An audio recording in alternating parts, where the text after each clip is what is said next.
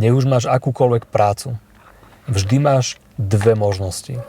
Máš možnosť odviesť túto prácu najlepšie, ako sa dá, alebo to môžeš odflaknúť. Ja by som si vždy vybral tú prvú možnosť a snažil by som sa odviesť svoju prácu najlepšie, ako sa dá. Nie preto, aby ma za to niekto pochválil, alebo aby som zarobil viac peňazí.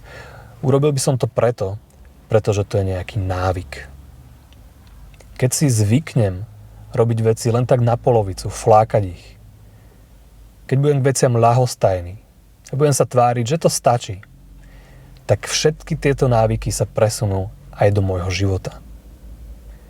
A ak chcem čokoľvek dobré vytvoriť vo svojom živote, potrebujem byť všímavý. Za každým dobrým rozhodnutím je určitá pozornosť k detailom. Za každou vecou, ktorá za to stojí, je dobrá a poctivá práca. A preto nech už robím čokoľvek, vždy sa snažím odviesť dobrú prácu a nebyť k tomu ľahostajný. Čo vy?